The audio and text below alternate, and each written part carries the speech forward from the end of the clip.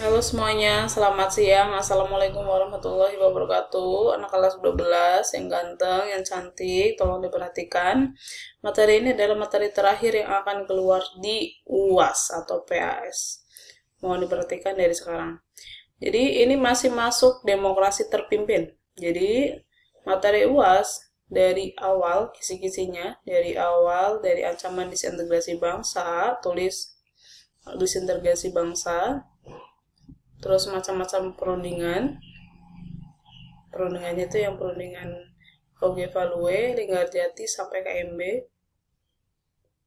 Kemudian ada agresi militer 1 dan 2. Terus ada juga demokrasi liberal, kabinet-kabinet. Ada 7 kabinet di demokrasi liberal. Ada demokrasi terpimpin. Nah, konfrontasi dengan Malaysia terjadi pada demokrasi terpimpin. Jadi untuk orde baru kita masuk ke semester 2. Untuk semester 1 kita sampai di demokrasi terpimpin yaitu konfrontasi dengan Malaysia. Silakan diperhatikan. Konfrontasi dengan Malaysia, ya ini lambang dari bendera Malaysia dan ini Indonesia. Ini sudah sampai masuk ke koran-koran saat itu. Ini apa hubungannya dengan Malaysia yang di atasnya Kalimantan, karena ini Sarawak, Sabah, dan nanti di sini ada Brunei, itu menjadi daerah yang dikonfrontasi. Terus kemudian ini peta dari Asia Tenggara. Jadi Indonesia dulu adalah jajahannya Belanda. Yang hijau, yang ini Portugis. Yang warna pink, ini jajahannya Inggris. Terus kemudian dari Laos, Vietnam, Kamboja, ya itu jajahannya Prancis. Gitu ya. Ini warnanya beda-beda. Hanya Thailand yang tidak dijajah karena sistem pemerintahnya sudah stabil.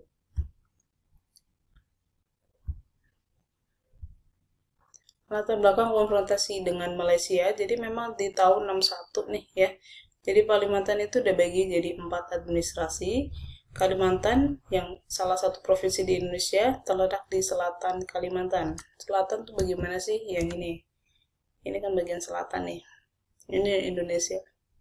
Barat, tengah, selatan, timur, utara. Ini namanya Kalimantan. Pulau Kalimantan bagian selatan. Sedangkan yang bagian utara ini ada 2 negara. Nanti ada Brunei dan juga ada Malaysia, Sabah dan Sarawak. Di utara ada kerajaan Brunei, tadi kamu lihat yang warna hijau. 2 koloni Inggris, yaitu Sarawak dan Sabah. Borneo Utara. Oke, bisa pahami sampai di sini? Terus kemudian Tengku Abdul Rahman. Terus kemudian dari Malaysia, Lee Kuan Yew. Itu akan ada rencana pembentukan Federasi Malaysia yang diamini oleh Inggris. Tentunya negara semakmuran Inggris yang akan dijadikan negara persemakmuran Malaysia. Negara Federasi Malaysia maksud saya itu. Ya. Jadi mana aja yang jajahnya Inggris tadi, ya.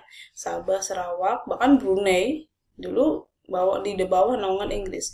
Termasuk Singapura, terus Malaysia yang dekat Singapura itu, ya yang 9 kerajaan itu. Ini dipimpin oleh Tengku Abdul Rahman.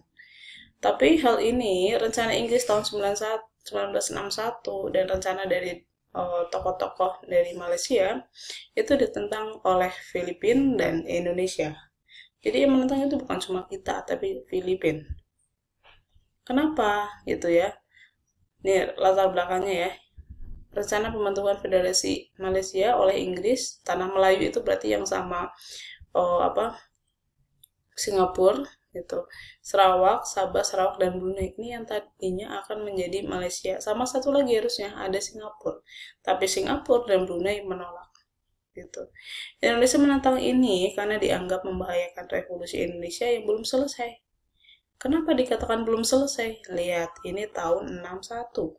Sedangkan di tahun 60-an atau bahkan 61 itu masih ada pemberontakan di Indonesia. yang belum selesai. Masih ada 2. Apa? Yaitu DITI dan juga RMS. Oke, bisa ngikutin ya.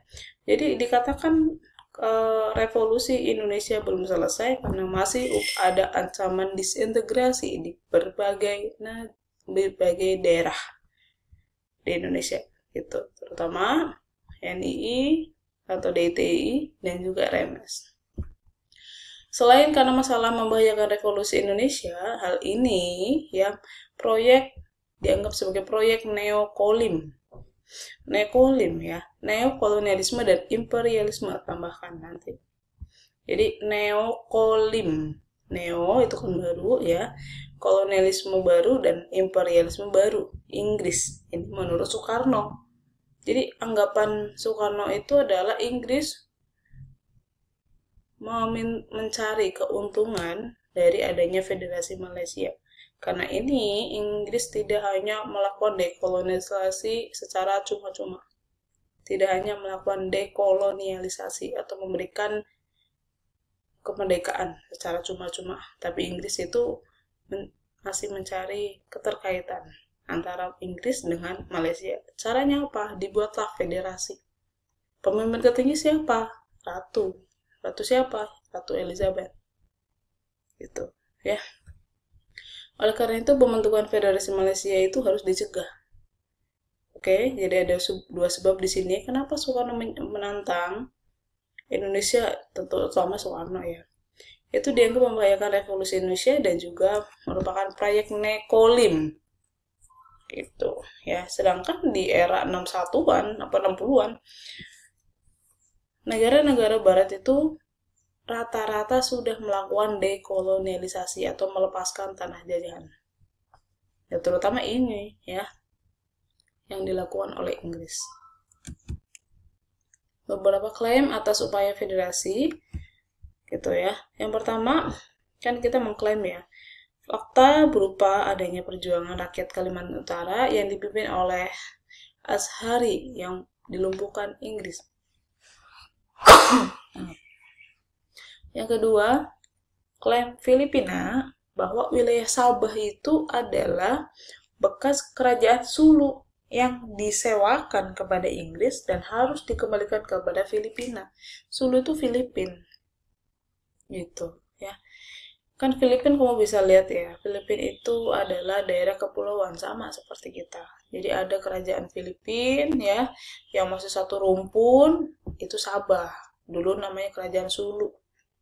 Gitu ya, dulu dikuasai oleh Inggris, maka dari itu seolah-olah kata-katanya itu disewakan, sehingga Indonesia berpikir bahwa status wilayah disengketakan harus jelas status hukumnya gitu.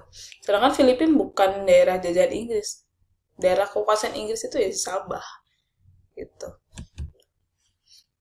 Indonesia upayanya bagaimana? Yang pertama, Dwikora, maaf ini kurang W ya, Dwikora, nanti di edit lagi ya, menyuarakan Dwikora pada 3 Mei 63. Isinya apa? Perhebat ketahanan revolusi Indonesia, karena dikatakan tadi kan revolusi Indonesia diganggu ya karena adanya negara federasi. Takutnya rakyat Indonesia itu tersulut, dan memang masih ada ancaman disintegrasi di Indonesia. Itu takutnya ikut-ikutan juga ingin seperti negara federasi, padahal kita kan negara kesatuan. Itu yang ditawarkan oleh presiden saat itu ya.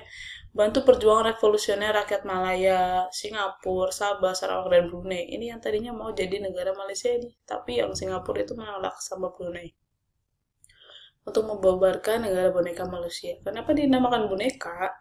Ini disebabkan karena Malaysia itu seolah-olah dibuat oleh Inggris, nantinya dijadikan negara boneka.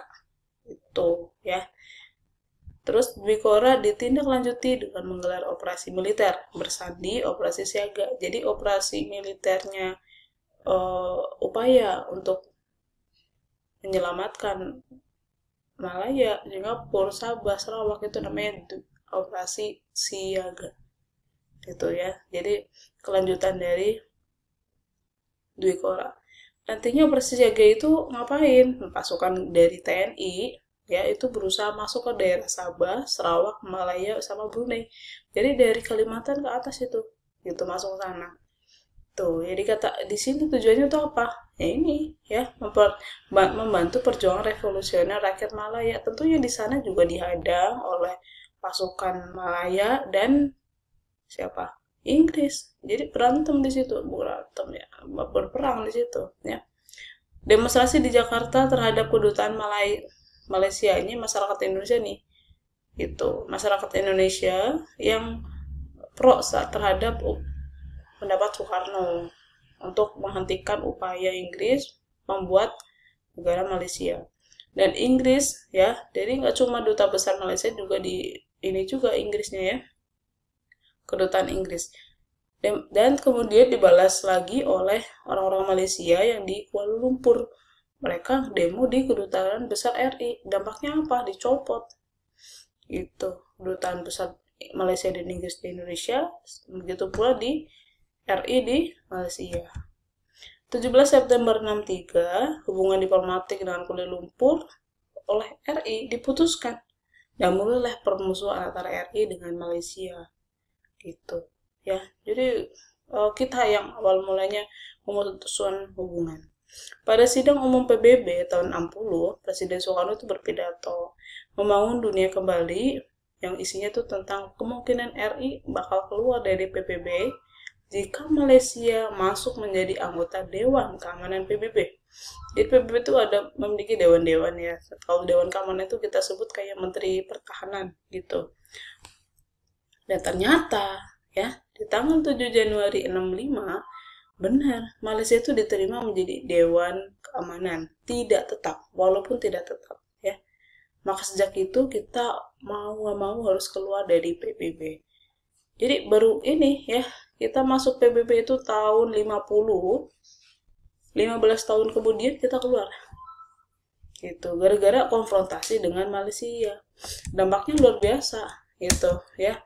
Dampaknya itu sampai kita dikucilkan dari kerjasama internasional, kerjasama ekonomi tentunya. Gitu ya, negara lain nggak mau kerjasama dengan kita ya, karena kita bukan lagi anggota PBB gitu. Nah, tentunya mereka milih-milih ya. Seperti itu ya. Jadi nanti baru masuk ke PBB sampai dengan sekarang itu di eranya Presiden Soeharto. Jadi 65 itu keluar di bulan Januari, 66 nanti di bulan September kita masuk lagi eranya Presiden Soeharto. Jadi saat itu udah ganti presiden. Tuh, jadi ini untuk mengakhiri materi dari semester 1 Sejarah Indonesia.